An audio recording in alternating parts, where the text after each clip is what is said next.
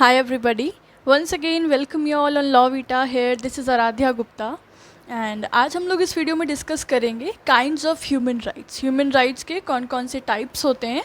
ठीक है, ये सेकंड लेक्चर है ह्यूमन राइट्स सीरीज़ का। इससे पहले वाले लेक्चर में हम लोगों ने इंट्रोडक्टरी सीरीज़ कवर किया था, the meaning, evolution, definitions, basis. So I leave the link in the description box, so आप लोग उसको पहले देखिएगा।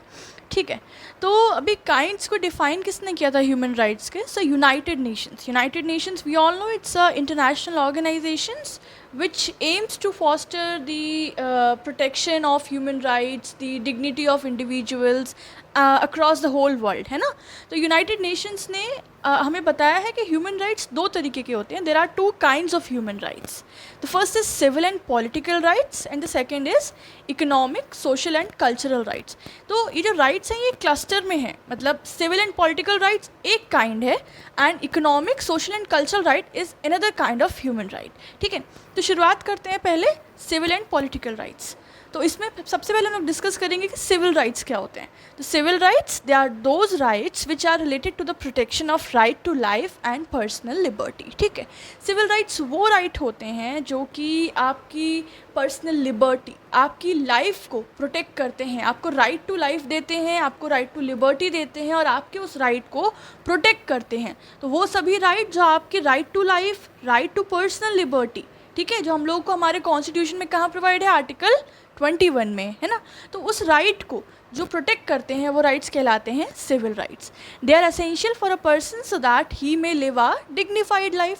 ये हर व्यक्ति के लिए बहुत ही ज़्यादा क्रूशियल, बहुत ही एसेंशियल राइट होते हैं सिविल राइट्स, क्योंकि वो एक पर्सन को उसकी डिग्निफाइड लाइफ जीने के प्रोटेक्शन देते हैं, ताकि एक पर्सन अपनी, कहते हैं ना कि विद रिस्पेक्ट, विद फ्रीडम अपनी लाइफ को जी सके और अपनी लाइफ को इंजॉय कर सके।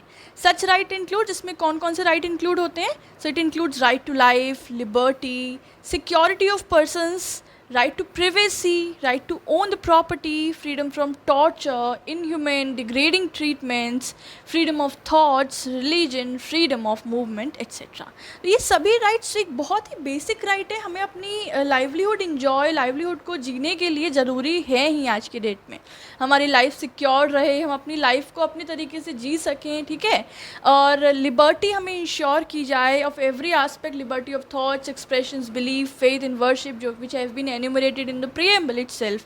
इसके अलावा सिक्योरिटी मिले हर पर्सन को, ठीक है, अपनी लाइफ को जीने के लिए, security from moving from one place to another, security of religion, security of living in a area, security of happiness to go out, हर तरीके की सिक्योरिटी मिले, प्रिवेसी मिले। आज के टाइम में the world of social media, so यहाँ पे प्रिवेसी की right is damn important for every individual. इसके अलावा right to own the property. इसके अलावा जिस भी तरीके के हमारे डे टू डे लाइफ में we see in our newspapers daily that there occurs lot of tortures and inhuman activities. These days we can see the burning issue of the Afghanistan, the Taliban attack and all. तो वहाँ पे हम देख रहे हैं किस तरीके से वहाँ के लोगों की जो लाइफ है वो मिजरेबल हो गई है, टॉर्चर्स हो रहे हैं, वहाँ पे इनह्यूमन ट्रीटमेंट किया जा रहा है कहीं ना कहीं, ठीक है। तो उस तरीके की फ्रीडम हमें जो प्रोवाइड होती है, वो राइट्स जो हमारे उस टॉर्चर से हमें प्रिवेंट करता है, हमारी जो फ्रीडम को उस डिग्रेडिंग ट्रीटमेंट से प्रिवेंट करता है, those rights are called the civil rights. इसके अलावा हम अपने रिलीजन को प्रोपोगेट कर सकें और उसको फॉलो कर सकें, freedom of movement, these all are the kinds और the examples of civil rights. ठीक है ना, समझ में आ गए।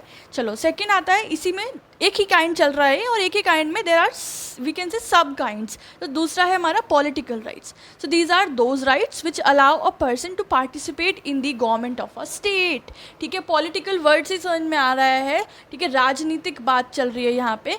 तो ये वो राइट्स हैं जो कि हर पर्सन को अलाउ करते हैं, ठीक है, कि वो स्टेट में जो गवर्नमेंट है, ठीक है, जो स्टेट की गवर्नमेंट है उसमें पार्टिसिपेट कर सके, उनके अफेयर्स में पार्टिसिपेट कर सके। इसके अलावा it includes right to vote, आपको राइट है, आप वोट कर सकते हो। You have a right to election, ठीक है, आप इलेक्शन में खड़े हो सकते हो if you are eligible, if you follow the all the eligibility criterias.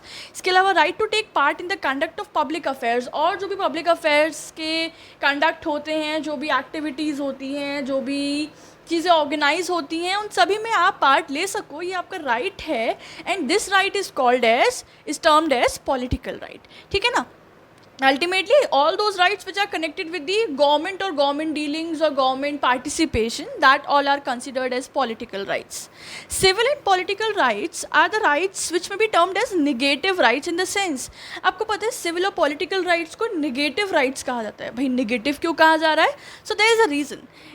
It is in the sense that a government is required to abstain from doing those activities which would violate them, क्योंकि भाई इन rights में जो government है उसको abstain किया जाता है, उसको रोका जाता है कि वो ऐसी activities ना करे, ठीक है, या वो ऐसे interference ना करे जिसकी वजह से लोगों के या citizens के political या civil rights कहीं hinder ना हो जाएं या कहीं वो infringe या violate ना हो जाएं, है ना। तो कहीं ना कहीं कि गवर्नमेंट जो है किसी भी अपने एक्शन से फॉर एग्जांपल लोगों को राइट टू ओन प्रॉपर्टी नहीं वायलेट कर सकता है, या फिर उनकी प्रिवेसी को हिंडर नहीं कर सकते, उनको राइट टू वोट में पार्टिसिपेट करने से नहीं रोक सकते। तो कहीं ना कहीं गवर्नमेंट के ऊपर एक एब्सटेन लगाया जाता है, एक रोक लगाया जाता है कि अब वो एक्टिविटीज़ नहीं कर सकते which would violate those rights of the individual, the civil and political rights. Thus in that sense civil and political rights are called as और may be termed as negative rights, ठीक है ना। Reason समझ में आ गया। तो guys ये हो गया हमारा first kind. The second kind is economic, social and cultural rights. So we'll see all of them. Economic, social and cultural rights are related to the guarantee of minimum necessities of the life to human beings. ये वो rights होते हैं जो guarantee करते हैं हर individual को basic necessities, जो कि उसको अपनी लाइवलीहुड जीने के लिए, अपना जीवन यापन करने के लिए हर ह्यूमन बीइंग को चाहिए ही होते हैं, द मिनिमम बेसिक नेसेसिटीज़। तो वो राइट्स जो कि उसको वो मिनिमम बेसिक नेसेसिटीज़ गारंटी करते हैं, राइट, समझ रहे हैं, उन्हें वो कहलाते हैं economic, social and cultural right, ठीक है। हम लोग पढ़ते हैं ना सोशियोलॉजी में कि man is a social animal, तो सोशल राइट्स की बात हो रही है यहाँ पे। तो दस जो वो सोशल एनिमल है, जो वो ह्यूमन बीइंग है, उसकी बेसिक नेसेसिटीज़ को फुलफिल करना, गारंटी करना, इंश्योर करना ही ये राइट्स हैं, ठीक है। In the absence of these rights the existence of human being is likely to be endangered. और अगर ये राइट्स सस्टेन नहीं करेंगे, अगर ये राइट्स प्रेजेंट नहीं होंगे या गारंटी नहीं किए जाएंगे, तो कहीं ना कहीं ह्यूमन बीइंग की एग्जिस्टेंस जो है वो इंडेंजर्ड हो जाएगी, खतरे में आ जाएगी। जैसे हम लोग पढ़ते हैं ना, there used to be endangered animals, endangered plants, मतलब वो एनिमल्स और वो प्लांट्स जो कि खतरे की जोन में आ गए हैं कि वो अब बहुत ही ज़्यादा कम हो गए हैं, या कहीं ना कहीं अब वो उनकी जो स्पीसी है वो बिल्कुल ही ख़त्म होने के या नाम मात्र होने के कैटेगरी में आ गई है। फिर वो नेक्स्ट हो जाती है एक्सटिंक्ट, कि अब वो बचे ही नहीं हैं। तो कहीं ना कहीं अगर ये राइट्स नहीं इंश्योर किए गए या इनकी एब्सेंस में ह्यूमन बीइंग्स की जो लाइफ है या उनका जो प्रेजेंस है वो इंडेंजर्ड हो सकता है, ठीक है। सच राइट्स इंक्लूड, इसमें क्या क्या एग्जाम्पल्स हैं, राइट टू फूड, ठीक है। 3 बेसिक हम लोग पढ़ते हैं ना वैसे भी बचपन से कि 3 बेसिक नेसेसिटीज होती हैं, रोटी, कपड़ा और मकान, फूड, शेल्टर और हाउसिंग। तो right to food the very first, then clothing, then housing, then adequate standard of living, ठीक है, अच्छे से और एक अच्छा ढंग से जीने का जो पूरा बेसिक रिक्वायरमेंट्स हैं, एक स्टैंडर्ड है, वो अलॉट किया जाए। फ्रीडम फ्रॉम हंगर, भुखमरी से बचाया जाए, सभी को ही भोजन का जो है उपलब्धि कराई जाए। The right to work, right to social security, right to physical and mental health, है ना, बिकॉज टुडे हेल्थ इज़